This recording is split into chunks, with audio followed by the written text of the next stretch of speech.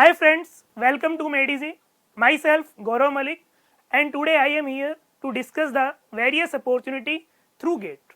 हम लोगों के माइंड में एक डाउट रहता है कि सर हम लोगों को प्रिपरेशन क्यों करनी चाहिए, और आज का जो ये सेमिनार है हमारा, इसका मेन मोटो है कि लास्ट के एक साल में केमिकल इंजीनियरिंग के लिए कितनी वैकेंसीज आई है, चाहे अब वो गेट से हो या अपने एग्जाम के थ्रू हो। और हम लोग जैसे कि हमारा थीम है कि नियरली 600 प्लस जॉब्स की जो कि 2022 में नोटिफाइड हुई है। इस साल जो गेट 2023 हुआ है तो इसकी वैकेंसीज अभी हम लोगों ने नहीं डाली है यहाँ पे, सिर्फ जो लास्ट के एक साल में वैकेंसीज आई है हम लोग उसके बारे में डिस्कस करेंगे, जिससे कि आपको एक मोटिवेशन, क्योंकि सबसे पहले हमें प्रिपरेशन करने के लिए एक मोटिवेशन चाहिए। और ये सेमिनार आपके लिए है कि कितनी वैकेंसी आई, कहाँ पे वैकेंसी आई, जिससे कि आप अपनी प्रिपरेशन को और अच्छे से स्टार्ट कर सकें। क्लियर है? जितनी भी हम यहाँ पे आज बातें डिस्कस करेंगे, या तो वो सारी चीज़ें मेरा पर्सनल एक्सपीरियंस होगा, या जो लास्ट के 11 सालों से मैंने नियरली 10,000 प्लस आवर्स पढ़ाया है और नियरली 1000 स्टूडेंट्स IIT और PSUs में हैं, उन सब का एक्सपीरियंस। तो जितनी भी हम बातें करेंगे वो सारी बातें फैक्ट के बेसिस पे होगी। क्लियर है? Let's start. अब हम लोग सबसे पहले देखते हैं कि जो गेट के थ्रू रिक्रूटमेंट आया लास्ट ईयर, उसके थ्रू हमारे पास टोटल कितनी वैकेंसीज आई। फिर उसके बाद हम लोग देखेंगे कि जो अलग एग्जाम हुए उनके थ्रू कितनी वैकेंसीज आई। तो सबसे पहले हम लोग देखते हैं कि रिक्रूटमेंट थ्रू गेट। जैसे कि हम लोग यहाँ पे देख रहे हैं कि लास्ट ईयर, अब इसमें कुछ डेटा जो डायरेक्टली वैकेंसीज आई, कुछ डेटा RTI का है, तो नियरली इसकी एक्यूरेसी काफ़ी है, लेकिन फिर भी थोड़ी बहुत एरर अगर हो उसके लिए सॉरी फॉर दैट। लेकिन जो हमारा डेटा है वो डेटा नियरली हमारे पास एक्यूरेट डेटा है।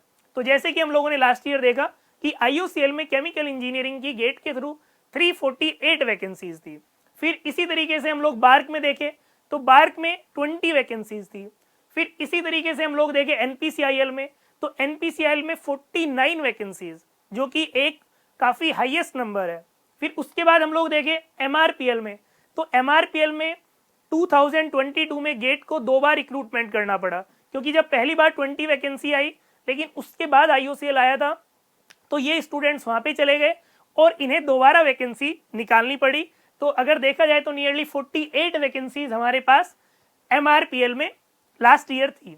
फिर इसके बाद हम लोग आते हैं क्रिप्को में, तो नियरली 10 to 15 वैकेंसी थी, लेकिन मैंने मिनिमम डेटा लिया है कि जो कि नियरली हमारे पास 10 वैकेंसीज का है। फिर इसके बाद हम लोग देखते हैं NLC में, तो NLC में भी हमारे पास 3 वैकेंसीज हमारे पास NLC में थी। फिर इसके बाद हम लोग देखें DRDO में, तो DRDO में हमारे पास 21 वैकेंसीज थी। इन सिमिलर मैनर नालको में हमारे पास 14 वैकेंसी। क्लियर है? तो जो लोग सोचते हैं कि सर केमिकल में वैकेंसीज नहीं आती, आप success ratio my dear friends उठा के देखो। फिर इसके बाद सेल में, स्टील अथॉरिटी ऑफ इंडिया में हमारे पास 14 वैकेंसीज। फिर हमारे पास EIL में, हमारे पास इंजीनियर्स इंडिया लिमिटेड में 5 वैकेंसीज। ONGC में अगेन हमारे पास 60 प्लस वैकेंसीज। तो अगर मैं इन सारी वैकेंसीज का सम करता हूं तो नियरली 592 प्लस वैकेंसीज, क्योंकि बहुत सारे जैसे जहां का एग्जैक्ट एक्यूरेट डेटा नहीं आता, तो नियरली 600 वैकेंसीज तो हमारी यही हो जा रही है। क्लियर है? जो कि गेट के थ्रू है। अब हम लोग नेक्स्ट की जो गेट के अलावा भी एग्जाम होते हैं, क्योंकि जरूरी नहीं है, कई बार गेट के दिन हमारी एग्जाम अच्छा नहीं होता और फिर हमें दूसरे एग्जाम भी कई बार ट्राई करने पड़ते हैं। अब हम देखते हैं कि जो गेट के अलावा दूसरे एग्जाम आए उनमें कितनी वैकेंसीज आई। नेक्स्ट है भाई recruitment through own exam in chemical engineering की, जो कि हम बोल सकते हैं कि जो कि गेट के अलावा जो एग्जाम हुए। अब हम लोग यहाँ पे देखते हैं RCFL में, और RCFL में आप देख रहे हो कि हर साल इसका रिक्रूटमेंट होता ही है और ये लोग अपना अलग से पेपर कंडक्ट कराते हैं। तो नियरली इसमें RCFL में हमारे पास 14 वैकेंसीज है।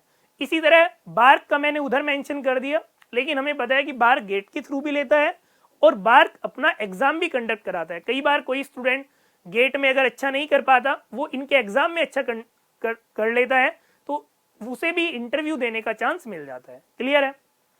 फिर इसके बाद हमारे पास HPCL में 7 वैकेंसीज, CPCL में हमारे पास 4 वैकेंसीज। इसी तरीके से फैक्ट में हमारे पास ये फर्टिलाइजर का ऑर्गेनाइजेशन है, 18 वैकेंसीज। फिर हमारे पास NRL में नुमारीगढ़ रिफाइनरी लिमिटेड में 10 वैकेंसीज। मेधानी स्टील में 2 वैकेंसीज, इसी तरीके से BHEL में 10 वैकेंसी, जिसका अभी तक पेपर नहीं हुआ है। इसका शायद पेपर नवंबर में होना था, लेकिन नोटिफिकेशन आया हुआ है, तो इसका पेपर 1-2 महीने आगे पीछे ये जरूर कंडक्ट कराएंगे।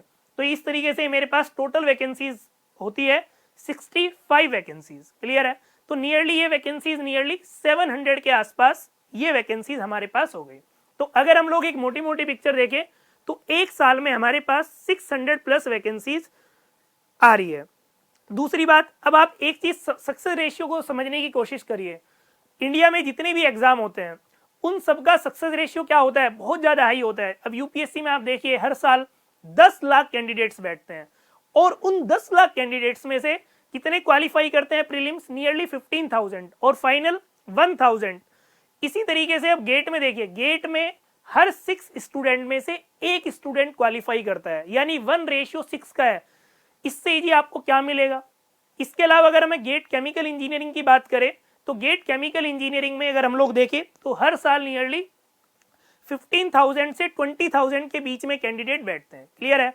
और अगर उस 15,000 से 20,000 के बीच में इतनी वैकेंसीज आ रही है, और मैं कहता हूं कि चलो ये एक मैक्सिमम पार्ट है, लेकिन फिर भी आप सक्सेस रेशियो देखो तो बाकी ब्रांचेस से काफी कंपेरेटिवली काफी बेटर है। क्लियर है? लेकिन इसके लिए हमारे पास क्या है? इसके लिए हमें कुछ प्रिपरेशन करनी पड़ेगी, एक अच्छे से प्लानिंग करनी पड़ेगी, क्योंकि हम में से हर कोई चाहता है कि एक अच्छी रैंक आए, एक अच्छा PSU मिले, अच्छे पर्क्स मिले, अच्छी सैलरीज मिले। तो उसके लिए हमारे पास एक राइट अप्रोच होना बहुत जरूरी है। क्लियर है? तो अभी तक हम लोगों ने डिस्कस किया कि लास्ट के एक साल में केमिकल इंजीनियरिंग के लिए हमारे पास क्या क्या अपॉर्चुनिटीज आई। अब वो गेट के थ्रू आई या विदाउट गेट के थ्रू आई। क्लियर है? अब हम लोग इससे आगे बढ़ते हैं। अब हम लोग देखते हैं कि how can we better in GATE, how can we do in better in GATE. अब हमें गेट में अच्छा करना है, क्योंकि हमारे पास गेट एक ऐसा एग्जाम है जिसके थ्रू हमारे बहुत सारे ऑप्शंस खुलते हैं, जिसके लिए मैं एक ऑलरेडी काफी बड़ी वीडियो हम लोग ले चुके हैं। तो आज मैं वो पूरा पार्ट कवर नहीं करूंगा, क्योंकि आज का हमारा मेन मोटो यही था कि वैकेंसीज लास्ट के एक साल में कितनी आई, क्योंकि काफी सारे स्टूडेंट डिमांड कर रहे थे कि सर हमें पता ही नहीं चलता वैकेंसीज का। तो एटलीस्ट आपको इन सब PSUs का पता लगेगा, तो आप इन पे एक नजर रखोगे कितनी वैकेंसीज टोटल हर साल आ रही है और हमें प्रिपरेशन क्यों करनी चाहिए। क्लियर है? अब सबसे पहले हमें गेट एक जो एग्जाम है, this exam is exam of your attitude, not of your aptitude. अब आप एक चीज बताइए, जिस दिन आप एग्जाम देने जाते हो आप अकेले ऐसे नहीं होते जिसे सब कुछ पता होता है। ऐसे आपके जैसे और बहुत सारे लोग होते हैं who know each and everything, who know each and every formula, but every student is not going to get a good rank। अब इसका मतलब कहीं ना कहीं कुछ और भी चीजें हैं, and that is your behaviour, कि आप अपनी जनरल लाइफ में कैसे बिहेव करते हो। जिस तरीके से आप अपनी जनरल लाइफ में बिहेव करोगे, आप एग्जाम के साथ भी ऐसे ही बिहेव करते हो। और न्यूटन के थर्ड लॉ के according every action has an equal and opposite reaction. तो जैसा आप एग्जाम के साथ बिहेव करोगे, एग्जाम भी आपके साथ ऐसा ही बिहेव करेगा। तो अगर आप गेट में एक अच्छी रैंक लेके आना चाहते हो तो आपको दोनों फैक्टर्स का ध्यान रखना पड़ेगा। आप क्योंकि ये एग्जाम इंटेलिजेंस का नहीं है, ये एग्जाम कंसिस्टेंसी का है। और आप हर साल देखते होंगे कि एक एवरेज स्टूडेंट भी गेट में एक काफी अच्छी रैंक लेके आ जाता है। क्लियर है? कि एक बहुत एवरेज स्टूडेंट लेकिन वो कंसिस्टेंसी मेंटेन रखे तो वो एक काफी अच्छी रैंक लेके आ जाता है। अब हम बात करते हैं कि इस एग्जाम को क्वालिफाई करने के लिए और एक अच्छी रैंक लाने के लिए आपको किन किन बातों का ध्यान रखना है, क्योंकि एग्जाम उतना भी इजी नहीं है। क्योंकि आप देखिए, अगर 18,000 बच्चे बैठ रहे हैं या 16,000 बच्चे बैठ रहे हैं, उसमें से क्वालिफाई तो सिर्फ 2,000 बच्चे कर रहे हैं, यानी बाकी 16,000 बच्चे तो गेट क्वालिफाई भी नहीं कर पा रहे। और ऐसा तो नहीं है कि कट ऑफ 50 मार्क्स या 60 मार्क्स या 40 मार्क्स जाती है। अगर आप एवरेज देखोगे तो कट ऑफ हमेशा 35 के अराउंड रहती है, एक्सेप्ट इन 2017 की 2017 में पेपर एक्सट्रीमली इजी था तो कट ऑफ 44 मार्क्स चली गई थी। अदरवाइज अगर आप हर साल एनालाइज करोगे तो जो गेट की कट ऑफ है वो हमेशा varies between 30 and 40 marks. Clear है? और सब लोग चिल्ला रहे हैं कि we are best, we are best. तो फिर ऐसा क्या होता है कि एग्जाम में आप 35 मार्क्स स्कोर नहीं कर पा रहे हो, जबकि उसमें एप्टीट्यूड भी आता है, मैथ भी आता है। मैं मानता हूं कि आपके एप्टीट्यूड और मैथ में 30 में से 15 मार्क्स आ गए, इसका मतलब आपके पूरा टेक्निकल में 15 मार्क्स भी नहीं आ पा रहे। और हमें आता सब कुछ है और आता कुछ नहीं। सबसे बड़ी दिक्कत आज के टाइम में यही है। अब जब टीचरों से, जब बहुत सारे मैं कोचिंगों के टीचर्स देखता हूं कि जिनसे 6 घंटे में खुद पेपर सोल्व हो रहा है, तो उनके स्टूडेंट एग्जाम में 3 घंटे में पेपर कैसे सोल्व करेंगे? भाई 6 घंटे थोड़ी मिलते हैं एग्जाम में पेपर को सोल्व करने में, 3 ही घंटे तो मिलते हैं। So that's why you need to choose right path, right direction. तो इसलिए एग्जाम में लगता है कि एग्जाम बहुत इजी है, लेकिन this exam is all about concept. IIT paper conduct कराती है, एक सर्टेन लेवल है, और आप लास्ट के कुछ सालों के पैटर्न उठा के देखिए, धीरे धीरे जो गेट का लेवल है धीरे धीरे इंक्रीज होता जा रहा है। उससे नहीं होगा कि जस्ट हमने फॉर्मूले कुछ रट लिए, हमने कुछ मैराथन क्लासेस कर ली और हमारा हो गया। आपको 1 साल अच्छे से डिवोट होके देना पड़ेगा, तभी you are able to get a good rank. Otherwise फिर आपके जस्ट कट ऑफ क्वालिफाई आई, फिर 1200-1500 रैंक आई, उसका फिर कोई मीनिंग नहीं है। Then you need to again and again in this cycle. अब नेक्स्ट क्वेश्चन आता है कि सर ये जो गैप है, इस गैप को हम लोग कैसे फिल करेंगे? भाई today where you are and where you want to be. हर कोई लाइफ में सक्सेस होना चाहता है, हर कोई लाइफ में एक अच्छी रैंक लेके आना चाहता है, क्योंकि अगर आप किसी भी एग्जाम की प्रिपरेशन करोगे तो आपको एक एक्स्ट्रा एफर्ट डालना पड़ेगा। और किसी भी एग्जाम को क्वालिफाई करने के लिए 2 बड़े इंपॉर्टेंट फैक्टर है। एक फैक्टर आपकी पढ़ाई वाला है और दूसरा फैक्टर आपके बिहेवियर वाला है। पहले हम लोग आपके बिहेवियर वाले फैक्टर पे डिस्कस करते हैं और उसके बाद हम लोग आते हैं पढ़ाई वाले फैक्टर पे, क्योंकि पढ़ तो आजकल जनता रही है, लेकिन जिसने पहले वाले फैक्टर पे वर्क कर लिया तो उसे दूसरे वाला फैक्टर तो वो कर ही लेगा। जैसे पहले, आज से हजारों साल पहले हम लोग जंगल में रहते थे, तो जंगल में हम लोग रहते थे, जो मतलब हमारे एंसेस्टर्स थे, हम लोग तो नहीं, तो वो जो जंगल में रहते थे तो उन लोगों को एक फियर होता था। क्या फियर था? कि कोई टाइगर ना आ जाए या कोई एकदम कोई बड़ा एनिमल ना आ जाए। तो एक वो फिजिकल टाइगर था, लेकिन आज के टाइम में हम लोग एक कंक्रीट के जंगल में रह रहे हैं। तो आज के टाइम में फिजिकल जंगल तो नहीं है, एक कंक्रीट का जंगल है, और इस कंक्रीट के जंगल में जैसे वहां पे फिजिकल टाइगर होता था, तो आज के टाइम में इमोशनल टाइगर है। क्लियर है? ये इमोशनल टाइगर क्या है कि जैसे हमारे बहुत सारे ये ऑनलाइन अकाउंट्स है, या फिर हमारे फेसबुक है, या फिर ये जो ऑनलाइन वाली दुनिया है जिसमें हम लोग बहुत ज्यादा टाइम वेस्ट करते हैं। और आज की जो हम लोगों की जनरेशन है, इस जनरेशन में बहुत बड़ी दिक्कत है कि हम लोग टाइम वेस्ट बहुत ज्यादा करते हैं, और दूसरा हम हर चीज का शॉर्टकट ढूंढते हैं। तो सबसे पहले तो हमें अपनी हैबिट्स पे वर्क करना पड़ेगा, क्योंकि अगर हमारी हैबिट्स इसी तरीके से चलती रही कि हम लोग बहुत टाइम वेस्ट करेंगे, तो फिर हम लोग पढ़ाई वाले पार्ट पे तो वैसे ही अच्छा नहीं कर पाएंगे। तो सबसे पहले तो हमें इस इमोशनल टाइगर से बच के रहना है। ये जो इमोशनल टाइगर है कि जो कि हमारा बहुत सारा टाइम किल कर देता है, और हमें हर दिन शाम को हम सोचते हैं कि आज हम लोग ज्यादा सोशल मीडिया पे एक्टिवेट नहीं रहेंगे, लेकिन फिर भी हम लोग अपना काफी टाइम वहां पे वेस्ट कर देते हैं। तो सबसे पहले तो because one of the most important thing that we have, that is time. हमें अपना टाइम वेस्ट नहीं करना है, बिकॉज अगर आप टाइम को वैल्यू नहीं दोगे, टाइम आपको वैल्यू नहीं देगा। तो पहली चीज है जो कि हमें ध्यान रखनी है, that is we need to provide importance to our time, because that is limited.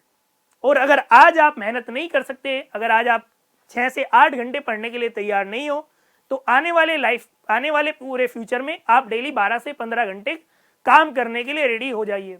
या इससे अच्छा है कि आप अभी से पढ़ाई स्टार्ट करिए। तो सबसे पहले आप अपनी हैबिट्स को सही करिए।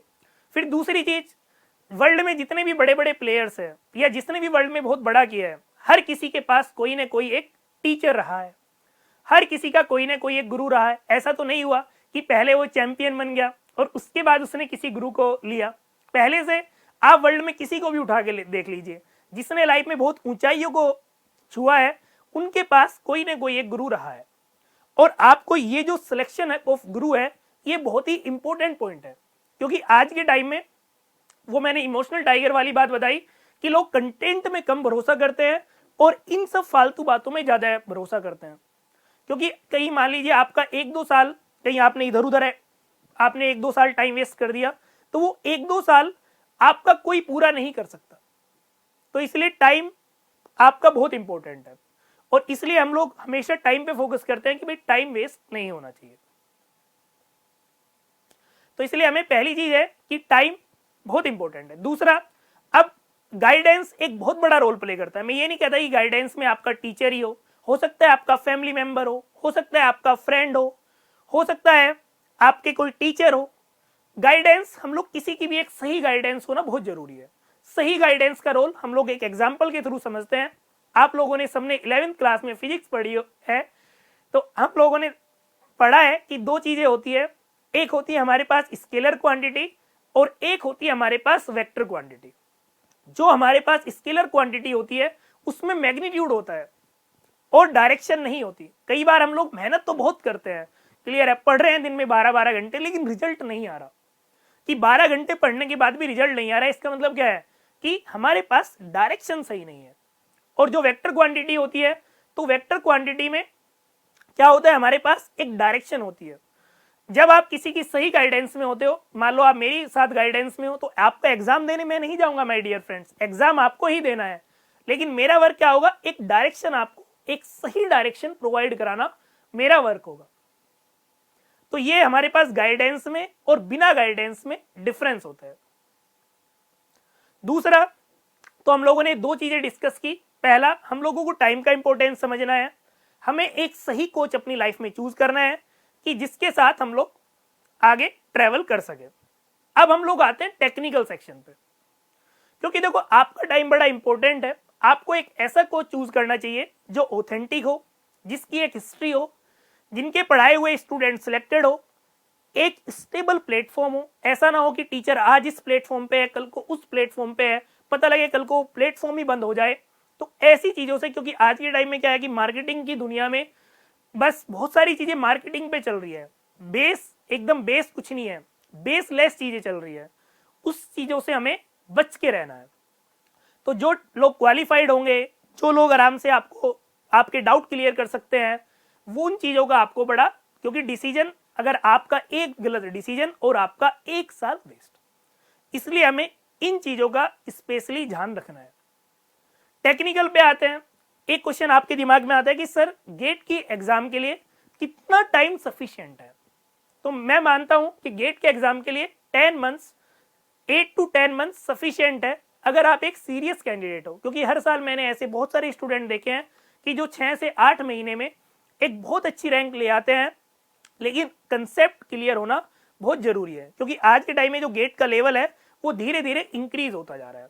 और मैंने अभी आपको अपॉर्चुनिटीज दिखाई कि अगर आपने, मैंने लास्ट के 5 सालों में या लास्ट के 10 सालों में कोई एक भी ऐसा स्टूडेंट नहीं देगा कि जिसने क्लास में बहुत अच्छे से मेहनत से पढ़ाई की हो और आज वो खाली बैठा हो।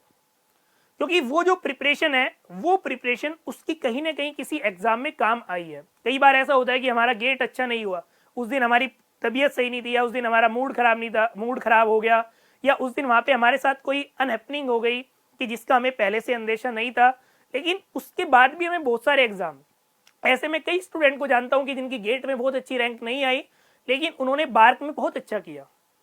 अब किसी का ऐसे नाम लेना तो मुझे अच्छा नहीं लगेगा, लेकिन ऐसे नंबर ऑफ स्टूडेंट्स है। इन 1000 स्टूडेंट्स में बहुत सारे स्टूडेंट ऐसे हैं कि जिन्होंने कंसिस्टेंसी को मेंटेन रखा और धीरे धीरे चीजें बनती चली गई। तो सबसे पहले तो आपको अपने माइंड के थॉट प्रोसेस पे काम करना है। फिर एक और सबसे इंपॉर्टेंट चीज, जो हमारी सराउंडिंग्स है, हमारी सराउंडिंग्स हमारी विल पावर से ज्यादा इंपॉर्टेंट होती है।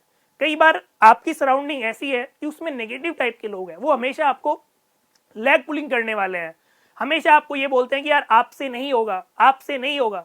तो ऐसे लोगों से बच के रहिए। ये ऐसे लोगों को मैं ड्रीम किलर्स की संज्ञा देता हूं कि जिनका अपना तो जीवन में कुछ होना नहीं है, कि सनम खुद तो डूबेंगे लेकिन तुम्हें भी ले डूबेंगे। तो ऐसे जो लोग होते हैं, जो नेगेटिव लोग होते हैं, अभी आपके फैमिली मेंबर्स हो सकते हैं, दूर के रिश्तेदार हो सकते हैं, आपके दोस्त हो सकते हैं, ये आपकी सराउंडिंग में कोई भी लोग हो सकते हैं जो नेगेटिव बातें करते हो। ऐसे लोगों से कृपया करके उचित दूरी बनाए रखें, क्योंकि उन्हें खुद कुछ नहीं करना, लेकिन वो आपको भी डिमोटिवेट करेंगे। एक और इससे भी इंपॉर्टेंट चीज, कई बार क्या होता है कि हम लोग अपने सीनियर, अपने जूनियर को देख के सोचते हैं कि उसका नहीं हुआ, क्या पता मेरा ना हो। तो मैं आपको एक चीज बता देना चाहता हूं कि हम में से हर कोई इस पृथ्वी पे एक यूनिक इंसान है। जब हम में से हर कोई इस पृथ्वी पे यूनिक इंसान है, तो हम हर किसी का पोटेंशियल अलग है। तो जब हर किसी का पोटेंशियल अलग है, तो हमें किसी से कंपेयर नहीं करना। क्या पता वो नहीं कर सकता था, मेरे अंदर वो कैलिबर हो, मैं वो कर सकता हूं। तो आपको किसी दूसरे को देख के डिमोटिवेट नहीं होना कि उसका नहीं हुआ था, क्या पता उसकी स्ट्रेटेजी गलत हो, क्या पता उसकी गाइडेंस गलत हो, क्या पता उसका स्टेप गलत हो। क्लियर है? तो इसलिए हमें किसी दूसरे को देख के डिमोटिवेट नहीं होना। हम यूनिक हैं, हमें अपनी कैपेबिलिटीज पे भरोसा है, हमें अपनी ऑनेस्टी पे भरोसा है, हमें अपनी मेहनत पे भरोसा है, तो एक दिन हम लोग जरूर अच्छा करेंगे। Is it clear? नेक्स्ट, अब it is a game of intensity versus consistency.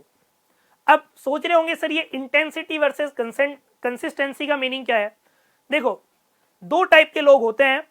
एक वो लोग होते हैं जो पहली कैटेगरी में मानता हूं जेपीएन के। जेपीएन के बोले तो जस्ट पापा ने कहा और तैयारी करने आ गए, या जस्ट पापा ने कहा 12th में साइंस ले ली, जस्ट पापा ने कहा बीटेक कर ली, जस्ट पापा ने कहा गेट की तैयारी कर ली। तो ऐसे लोग हमेशा जस्ट जेपीएन के वाले होते हैं कि जस्ट पापा ने कहा और कर लिया, अपनी खुद की कोई विल पावर नहीं होती। अब बहुत सारे लोग बोलते हैं कि सर मोटिवेशन मोटिवेशन मोटिवेशन। यार, I am not here to motivate you, I am here to transform you. मैं क्लास में भी स्टूडेंट्स को बोलता हूं कि I am here not to make you happy, I am here to make your exam happy. यार, अगर आप लोग प्रिपरेशन कर रहे हो और आप मेरी तरह एक मिडिल क्लास फैमिली से आते हो, तो हमें किसी की मोटिवेशन की जरूरत नहीं है। हमारी फैमिली कंडीशन ही हमारे लिए एक मोटिवेशन है, उससे बड़ा मोटिवेशन हमारे लिए कुछ नहीं हो सकता। तो हम लोग जेपीएन के वाले में आपको मैं नहीं मानता। मैं मानता हूं कि आप लोग सेल्फ मोटिवेटेड इंसान हो, और जो सेल्फ मोटिवेटेड इंसान होता है उसे किसी के मोटिवेशन की कोई जरूरत नहीं होती, उसे सिर्फ एक डायरेक्शन की जरूरत होती है। एक बार उसे डायरेक्शन मिल जाएगी, वो अपना गेम कर लेगा। तो इसलिए मैं यही मानता हूं कि आप जेपीएन के वाले नहीं हो कि जस्ट पापा ने कहा हो जाएगा, फिर पता लगे जस्ट पापा ने कहा थोड़ी दिन में वो पापा के बिजनेस को ही संभाल रहे हो। तो इसलिए थोड़ा सा खुद का मोटिवेशन होना चाहिए, क्योंकि दूसरों का मोटिवेशन कितने दिन तक काम आएगा? दूसरों का मोटिवेशन 2 दिन, 4 दिन, 10 दिन, किसी ने तुम्हें बहुत ज्यादा पंप कर दिया, 2 दिन पढ़ोगे, 4 दिन पढ़ोगे, उसके बाद अगर खुद का मोटिवेशन नहीं होगा तो आपका जो एनर्जी लेवल है वो क्या हो जाएगा? वो एनर्जी लेवल हो जाएगा ड्रॉप। तो दुनिया में एक होते हैं ऑर्डिनरी पीपल और एक होते हैं एक्स्ट्रा ऑर्डिनरी पीपल। दोनों में कोई बहुत बड़ा डिफरेंस नहीं होता। दोनों में जो सबसे बड़ा डिफरेंस होता है ना माय डियर फ्रेंड्स, वो हमारे पास जो डिफरेंस होता है, दोनों ही लोग स्टार्टर होते हैं लेकिन दोनों लोग फिनिशर नहीं होते। जो ऑर्डिनरी पीपल होते हैं वो स्टार्ट तो जरूर करते हैं लेकिन वो एंड नहीं करते, और बीच में ही छोड़ देते हैं और सोच लेते हैं कि मुझसे नहीं होगा, फिर एक दूसरा फील्ड चूज कर लेंगे, फिर वहां भी सेम सिचुएशन। क्योंकि अगर कोई किसी में कोई दिक्कत है तो वो दिक्कत उसे हर जगह फेस करनी पड़ेगी। और दूसरे होते हैं एक्स्ट्रा ऑर्डिनरी पर्सन। तो एक्स्ट्रा ऑर्डिनरी पर्सन वो लोग होते हैं कि जो लगातार कंसिस्टेंसी वे में लगातार लगे रहते हैं, बार बार लगातार, जब तक ना हो। तो मैंने वही एक कैटेगरी, क्योंकि मैं इस चीज को सबसे ज्यादा इंपॉर्टेंट मानता हूं, क्योंकि इंटेलिजेंस बहुत सारे लोगों के पास होती है लेकिन हर इंटेलिजेंट इंसान जीवन में सक्सेसफुल नहीं होता। तो इसलिए इंटेंसिटी, कुछ लोग किसी दूसरे ने मोटिवेट कर दिया तो बहुत इंटेंसिटी के साथ 1 महीने तक बहुत दम लगा के पढ़े कि एकदम मैं 1 ही महीने में सब कर डालूंगा, लेकिन वो मोटिवेशन थोड़ा थोड़ा पर डे, थोड़ा थोड़ा थोड़ा थोड़ा करके फिनिश हो गया। एक इंसान है कि बहुत ज्यादा इंटेंसिफाइड नहीं है लेकिन कंसिस्टेंसी है, धीरे धीरे धीरे धीरे धीरे धीरे धीरे एक दिन ब्लॉक माउंटेन पूरा बना लिया। तो हमें कंसिस्टेंसी के साथ मेंटेन रहना है, ना कि हमें इंटेंसिटी के साथ मेंटेन रहना है। और अगर आपके पास इंटेंसिटी भी है और आप कंसिस्टेंसी भी हो तो no one can stop you to get a good rank, कोई नहीं रोक सकता आपको। इसलिए हमें कंसिस्टेंसी ज्यादा इंपॉर्टेंट है। और अगर आप इंटेंसिटी आपके पास है तो it will act as a catalyst, ये आपके प्रिपरेशन में एक कैटलिस्ट की तरह बिहेव करता है। तो सबसे पहले अगर आपको कुछ बदलना है तो सबसे पहले आपको क्या बदलना है? सबसे पहले आपको एक अपने लिए एटीट्यूड बदलना है। मैं अभी किसी को बोल दूं कि यार आपकी अंडर 10 में रैंक आ सकती है तो सबसे पहले तो हंसेंगे ही, सर मेरी तो अंडर 100 में आ जाए मैं तो भी खुश हूं। अब आपको खुद से ये उम्मीद नहीं है कि आपकी अंडर 10 में रैंक आ सकती है या अंडर 100 में रैंक आ सकती है, तो बाहर दुनिया को आप कैसे एक्सपेक्ट करते हो कि लोग आपसे उम्मीद करेंगे? सबसे पहले आप खुद एक सपना देखिए, और जो आप सपना देख रहे हो उस सपने के लिए दिन रात मेहनत करिए। उसके लिए राइट रिसोर्सेज हमारे पास होने चाहिए, क्योंकि अगर हमारे पास राइट रिसोर्सेज नहीं होंगे तो हमारी एनर्जी वेस्ट हो जाएगी, हमारी एनर्जी गलत डायरेक्शन में चली जाएगी। क्योंकि ऑनेस्टी, कंसिस्टेंसी, ये सारी चीजें आज के टाइम में बिल्कुल डिसअपियर हो चुकी, बहुत ही कम लोगों के पास है। हमारे रूटीन पूरे गड़बड़ हो चुके, जो कि आपको अपने ऊपर काम करने की बहुत जरूरत है। दुनिया का सबसे आसान काम क्या होता है, जो मैं पिछले 20 मिनट से कर रहा हूं, लोगों को ज्ञान देना। सबको पता है सुबह 4 बजे उठना बड़ी अच्छी आदत है, लेकिन उठता कोई नहीं। ज्ञान देने में सब एकदम एक नंबर है। अब जो जिन लोगों का कभी खुद से एग्जाम नहीं निकला है, 4-5 अटेम्प्ट में निकला, वो भी लोग बोल देते हैं GATE is a very easy exam. भाई इतना इजी था तो क्यों नहीं हुआ था तुम्हारा? क्यों तुम्हारे जस्ट कट ऑफ से 2 नंबर ज्यादा आए थे? लेकिन सबसे आसान काम है कंटेंट, और जिन लोगों के पास बहुत ज्यादा कंटेंट नहीं होता, वो ज्ञान में बड़ा भरोसा रखते हैं, पूरा फुल ज्ञान। मैं देखता हूं कि साल में मान लो किसी ने 300 क्लासेस ली, उस 300 क्लासेस में 150 क्लासेस ज्ञान की ही चल रही है, तो सिलेबस कब पूरा होगा? तो सिलेक्शन की हमें पंचवर्षीय योजना नहीं बनानी है। बहुत सारे लोग सोचते हैं ना कि गवर्नमेंट के अकॉर्डिंग चलते हैं कि 5 ईयर प्लान, कि चलो 5 साल में तो कुछ ना कुछ हो ही जाएगा। जीवन में यही काम थोड़ी रह गया भाई, और भी तो बहुत सारे काम है। तो इसलिए मैं मानता हूं choose right and hold tight. सही चीजें चूज करो, उन्हें होल्ड करो, और एक दिन आप ऑटोमेटिकली लाइफ में सक्सेसफुल हो जाएंगे। लेकिन आप लोग क्या करते हो, सबको खुश रखने की कोशिश करते हो, लोगों के रैंकर बनो यार। मैं देखता हूं कि बहुत सारे स्टूडेंट सिलेक्शन होने के बाद लोग आपका खुद इंटरव्यू लेंगे। सिलेक्शन से पहले हमें किसी का क्या वो करना है यार, हम पढ़ने आए हैं, हमें अपना सिलेक्शन चाहिए। That should be our main focus, that should be our important. इससे ज्यादा इंपॉर्टेंट और कुछ नहीं हो सकता। और सक्सेस होने के लिए कुछ एकदम से अलग से एक्स्ट्रा ऑर्डिनरी नहीं करना। जो आपके पास रिसोर्सेज है वो आपको सही डायरेक्शन में कंसिस्टेंसी के साथ करते रहना है, और एक दिन आप पाओगे कि आप लोग खेल खेल में सक्सेस हो गए। लेकिन मैं दोनों ही पॉइंट को इक्वल इंपॉर्टेंस देता हूं। जैसे कि मैं इंपॉर्टेंस देता हूं कि जितना पढ़ना इंपॉर्टेंट है, उससे भी कहीं ज्यादा आपका माइंडसेट इंपॉर्टेंट है। आपका माइंडसेट ही फेलियर वाला है। क्योंकि मैं हर साल जो स्टूडेंट सेलेक्ट हो रहे हैं और जो स्टूडेंट सेलेक्ट नहीं होते, उनमें कुछ चीजें कॉमन है। जो स्टूडेंट सेलेक्ट नहीं होते उनके अंदर काफी सारी नेगेटिविटी होती है। जो स्टूडेंट सेलेक्ट होते हैं उनके अंदर काफी पॉजिटिविटी होती है, कंसिस्टेंसी होती है। कुछ लोग होते हैं 2 महीने पढ़े फिर 2 महीने नहीं पढ़े, so that will not be fruitful. Clear है? आई होप आपको कुछ चीजें समझ में आई होगी। और आपके जो एक दिमाग में था कि सर वैकेंसीज नहीं आती, इसको देखने के बाद आपका शायद ये मिथ दूर हो जाएगा कि वैकेंसी आती है नहीं आती है। हर साल उतनी वैकेंसीज आती है, और कई बार क्योंकि एक एग्जाम तुरंत आ गया तो प्रिपरेशन आपकी पहली साल की काम आती है। जैसे मैं आपको एक बहुत सिंपल सा एग्जांपल देता हूं, ये 2022 की वैकेंसी है। 2020 और 21 में कोरोना था, लोगों ने सोच लिया अब कोरोना में तो वैकेंसी नहीं आएगी। लेकिन उस टाइम जिन लोगों ने मेहनत की, जिन लोगों ने अच्छे से रिवो किया, तो 500 रैंक तक वो सारे लोग आज पीएसयू में बैठे हैं। लेकिन हम हमेशा सिर्फ नेगेटिविटी देखते हैं। हमें अपने आप को पॉजिटिव रखना है। और केमिकल में यार इतने कम बच्चे बैठते हैं, इतना एक हेल्दी कंपटीशन है, हम लोग बहुत अच्छे से कर सकते हैं। क्लियर है? अब हम लोग बात करते हैं नेक्स्ट।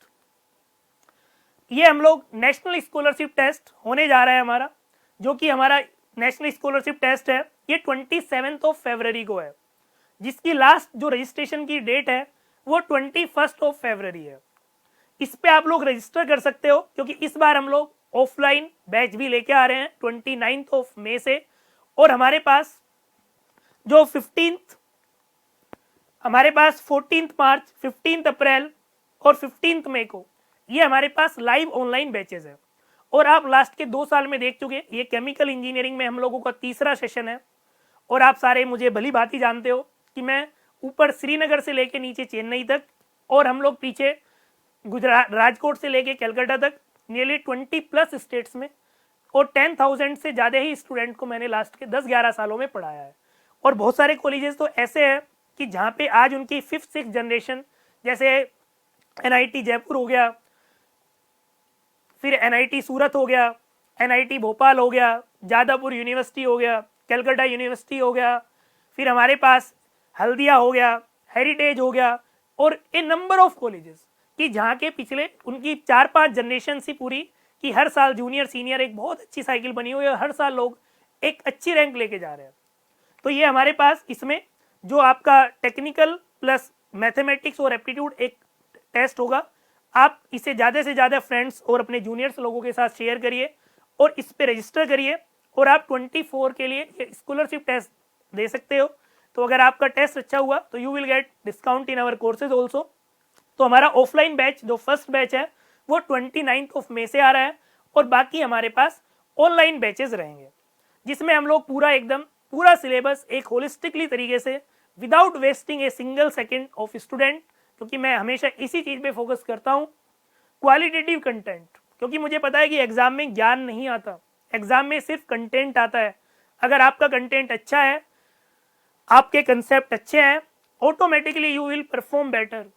लेकिन अगर आपके कंसेप्ट अच्छे नहीं है, आपने जस्ट पढ़ लिया और आपका 1 साल वेस्ट हो गया, तब आपको समझ में आता है कि अगर मैं कहीं अच्छी जगह पढ़ लेता तो शायद मेरी 1 मंथ की सैलरी थी वो, जो आप एक गुरु दक्षिणा देते हो किसी कोचिंग इंस्टीट्यूट को। लेकिन अगर सोचो आपका 1 साल इधर उधर वेस्ट हो गया, आपका 1 साल का एक्सपीरियंस कम हो गया, और आज के टाइम में किसी भी पीएसयू का पैकेज 14-15 लाख पर एनम से कम नहीं है। सो दैट्स वाई मैं हमेशा बोलता हूं कि वो साल जो आपका वेस्ट हो गया, वो साल कभी दोबारा नहीं आएगा। हम लोग पूरा सिलेबस अक्टूबर नवंबर तक, मैक्सिमम जो बाद में बैचेस आते हैं दिसंबर तक, नवंबर तक पूरा सिलेबस कंप्लीट हो जाता है। हमसे पहले जो लोगों की टेस्ट सीरीज आती थी तो 4-5 साल केमिकल में वही टेस्ट सीरीज चलती रहती थी, लेकिन हमारी जो टेस्ट सीरीज है हर साल अपडेट होती है। और जिन लोगों ने टेस्ट सीरीज दी होगी, आपके फ्रेंड्स ने या आपके सीनियर्स ने, आप उनसे पूछ सकते हो। We have unique program. तो आप इसका लिंक इसके नीचे, वीडियो के जो नीचे डिस्क्रिप्शन में भी एनएसटी टेस्ट का लिंक होगा, आप उस पर फॉर्म फिल कर सकते हो और आराम से टेस्ट में अपीयर होके अपनी परफॉर्मेंस चेक कर सकते हो। और 1 साल 10 मंथ्स सफिशिएंट है गेट में एक अच्छी रैंक लाने के लिए। इसी के साथ thank you, thanks for giving your valuable time and for your so much support. Thank you very much. And again, there is no substitution of hard work, honesty and consistency. जितनी मेहनत आप करोगे उतना आपको मिलेगा, आज नहीं तो कल मिलेगा। क्लियर है? आपने अपना इतना सारा टाइम दिया, उसके लिए मैं सब लोगों का थैंक यू।